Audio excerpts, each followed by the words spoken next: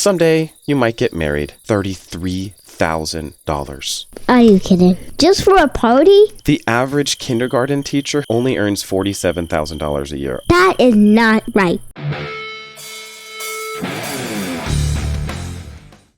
All right, get ready because these facts are about to blow your mind. Do you see this block, sir? Yeah. This is $1,000. The typical household in America earns 75 of these blocks every year. Does this look like a lot to you? Yeah. 17 blocks get shaved off immediately for taxes to the government. See them falling down? Yeah, I know. They're gone. Well, let's hope they spend it wisely.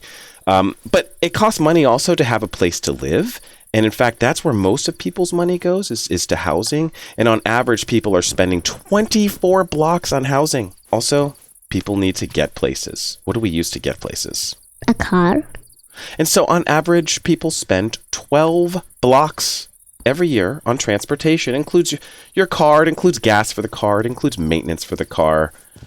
And you gotta eat, sir. You gotta eat. So on average, people spend 9 blocks, $9,000 on food, which is annoying because it all turns into poop. Now, it also costs money to go to the doctor, to get the medicine that we need, to pay for healthcare, about 6 blocks. Can be a lot more. Really, all of these can be a lot more. It costs about 2 blocks to pay for clothes. Also cleaning the clothes. And most people don't want to smell. Do you want to smell? You want to be dirty? No. I don't think so. Yeah, you want to buy soap, right? Doesn't cost that much, but it's still about a block. It's meaningful. And we want to have some fun. That means going to the movies. That means buying some toys, maybe video games. And on average, people spend 3 blocks on entertainment. So now, does this look like a lot? No. It's right where we started. If you had to guess, sir, how many blocks does it cost an average family for a week-long trip to Disney World? 100,000. Perfect 5-year-old answer. Well, the real answer is 9,000. So it's 9 blocks. Someday you might get married. The average cost of a wedding, it's basically a one-night party, is $33,000. Are you kidding? I'm not kidding. Just for a party? Just for a party, man. It's almost the same price as 1 year of college, which is $38,000. And people have to do this generally 4 times because most people go to college for 4 years. A new car costs $47,000 on average.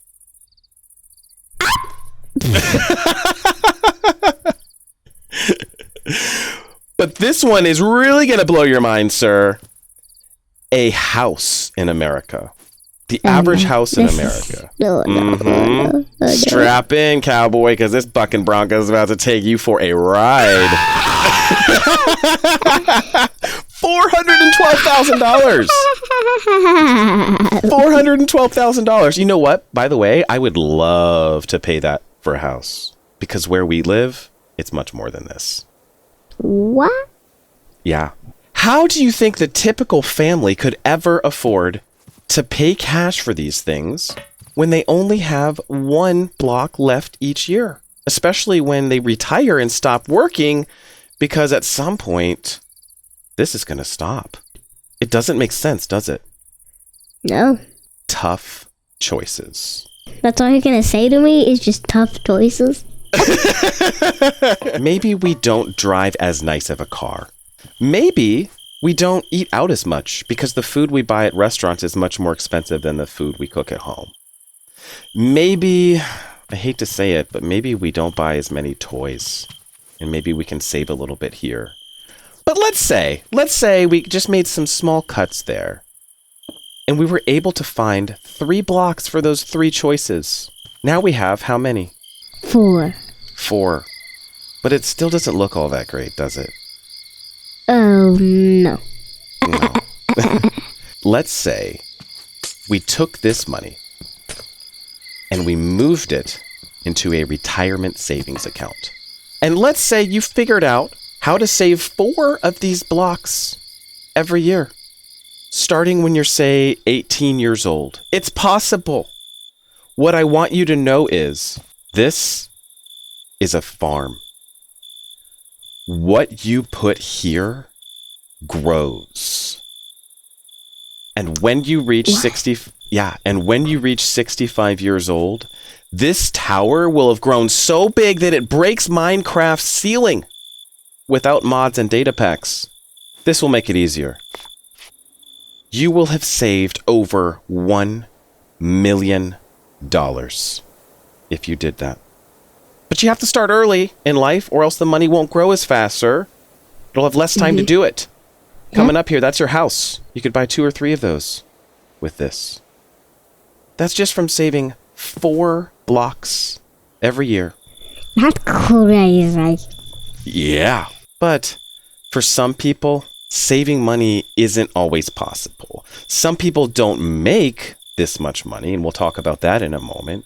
Some people get sick and they can't pay for the health care that they need in order to get better. Some people, frankly, just want really nice things. Like, I want that Cybertruck, gotta have it. But if they don't have the money for those things, how do you think they buy these nice things? Because some people do. What do you think happens? I don't know. How'd you just take 1 block and that just came? Because, sir, I'm going to introduce you to Debt Row, where they roll out the red carpet for you. They promise to solve all of your money problems. You can say, you know what? I would like to borrow 10 blocks, please.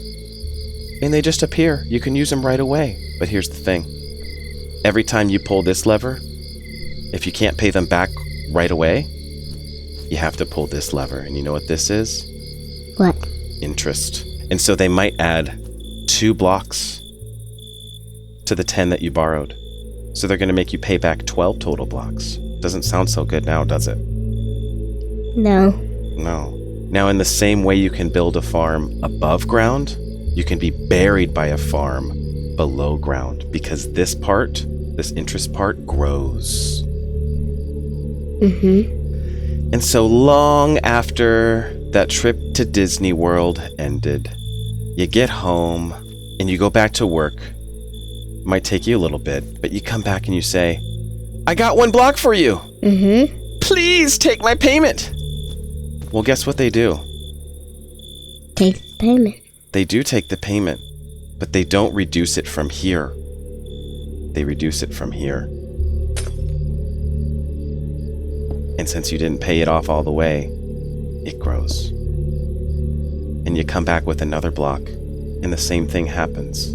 And so, unfortunately, if you spend a lot of time down here on Debt Row, you'll never be able to grow your tower above ground if you're still trying to pay off the tower below ground. Does that make sense? You really don't want to be down here in Debt Row, do you? No. It's not a fun place, I promise.